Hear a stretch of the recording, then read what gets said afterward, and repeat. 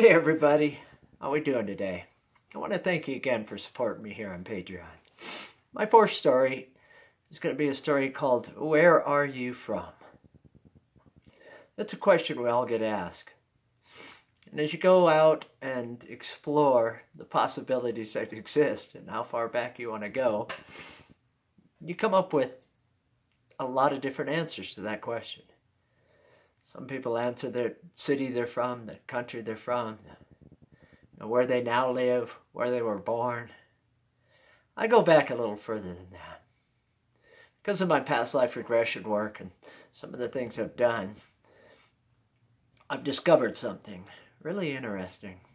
My Buddhist master told me that your life is liquid. It kind of flows between your very last life, this life, and your very next life. So that what you do in any of those lives is affected by what you do in this life, right now, what's in front of us. So as I tell this story, the energies of what happened to me in that past life are brought to this focus and will be sent into the next life. And the energies I see when I look into the past are energies of hope.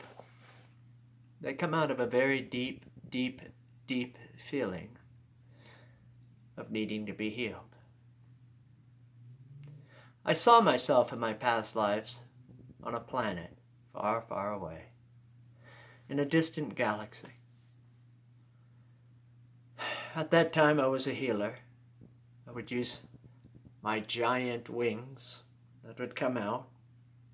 I would wrap them around someone who was hurting. Many times these people were stone-like. And I'd put my wings around them. And I would bring them back to life. Heal them. Most of the damage being done to these people was being done by one person. A lady by the name of Medusa.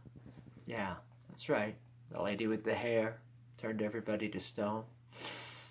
She became a nemesis for me on the planet that I came from. In the beginning, she was a little girl and I was a little boy.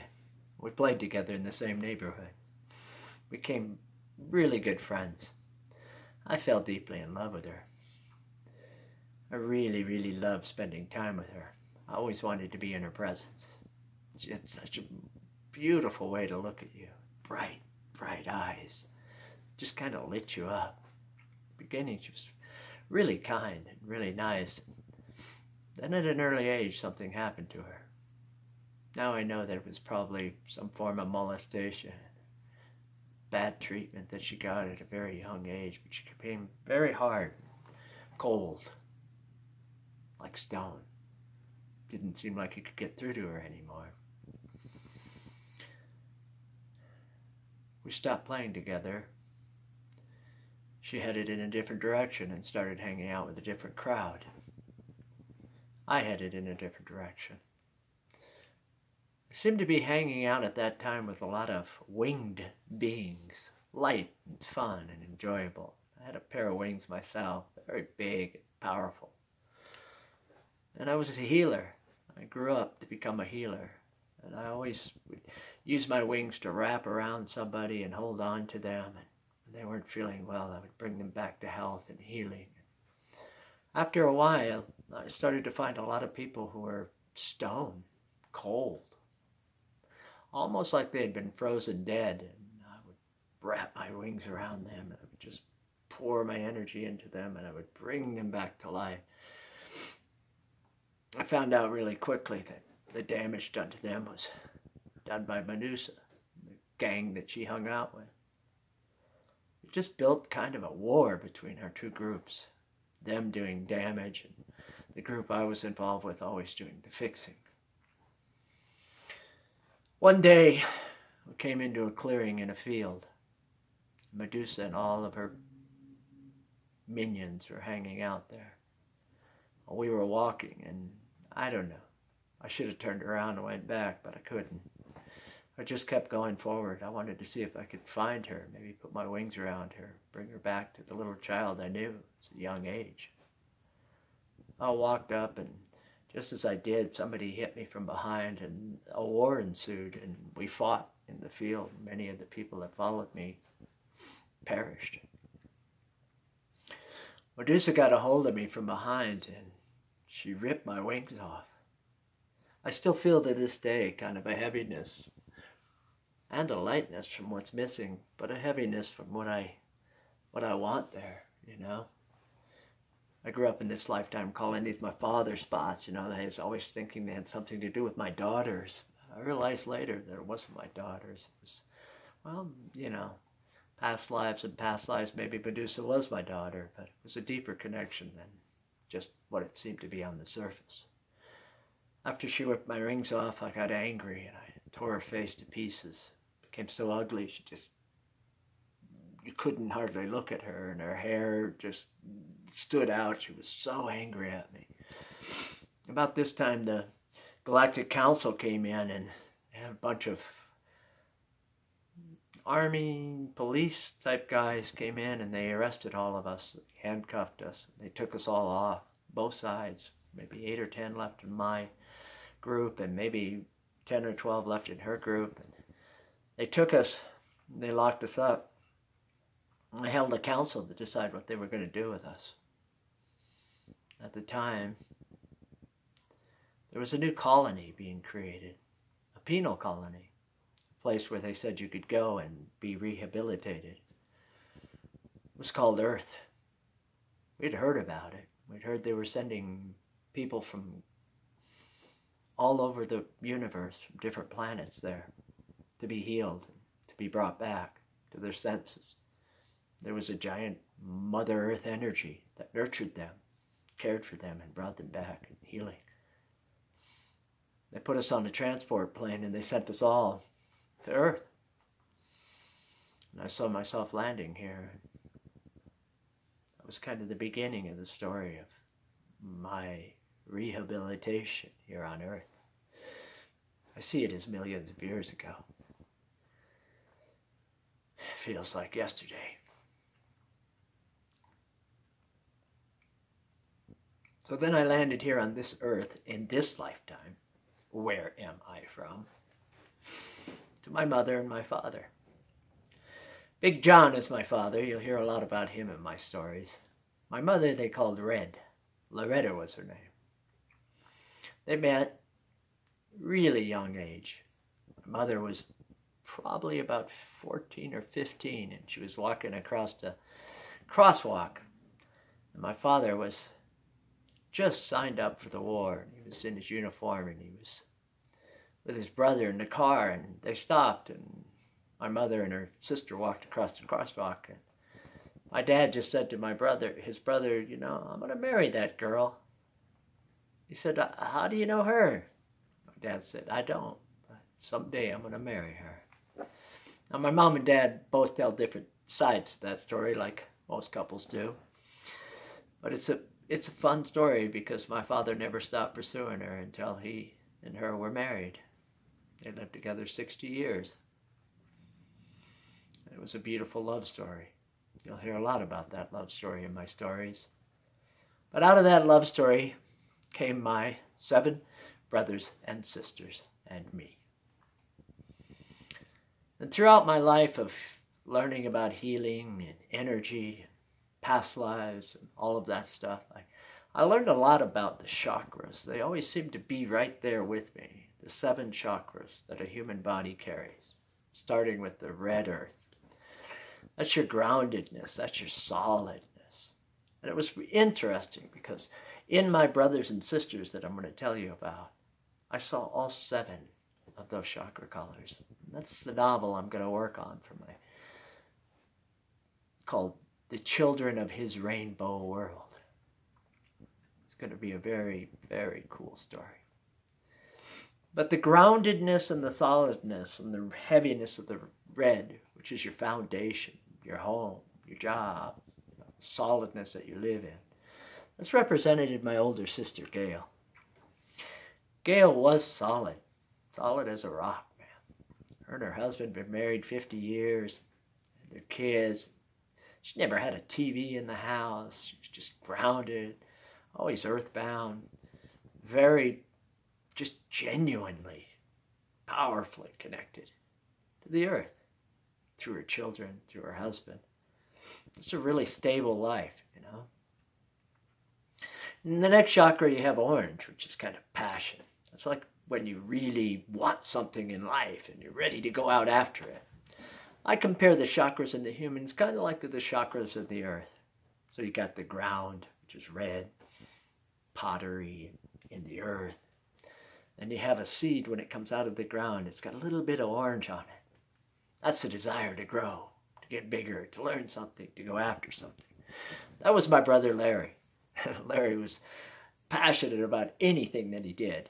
Played golf. He played a lot of golf. He became really good at it. When he hunted a lot, and he became really good at it. Everything he did in his life, he had excelled at. And he had passion for, and he dove himself into. The next chakra is yellow. So you think about it, you got the ground and the earth, and you got the orange coming out, and now you get into the sunshine. The sunshine is what balances everything. And that's my brother and sister, Judy and Jerry. Now see, I had 7 brothers and sisters, so there was 8 of us. But Judy and Jerry were twins, so they represent that one color of yellow. They were yellow. They were hippies. The color of yellow represents flowing dresses and hats and freedom and dancing. And my sister was just like that. And my brother Jerry was like a James Dean and rode a motorcycle. And just cool, amazing, energetic beings of light. The next color you have in the chakras is the green. That's your heart chakra. That's also in the earth, the canopy around us when you look up into the trees. It's a lot of green in the earth for a reason, because love's the most important thing to really keep you growing spiritually, going up. And that green was represented by my sister Mary. She was the most kind and caring, amazing person. She adopted all kinds of children throughout her life. She always loved and cared for and took care of everybody. She cared so much for all of us brothers and sisters. She always felt like a second mom. She was always nurturing. It's really beautiful. The next color you come into is the throat chakra. And that's the truth. That's the storyteller, the voice. Guess who that one is? Well, that was me. I was born into that family in that color. And that represents the turquoise, the sky. As you get up above the sunshine, now you're into the sky, you have turquoise. And then you go into the indigo blue, the deep indigo blue. That's the mystic and the wisdom and the kind of fortune teller and all of that. That's my brother John. John's always been an amazing kind of out there person. John's the kind of guy who, you know, I don't know that he's ever not smoked pot.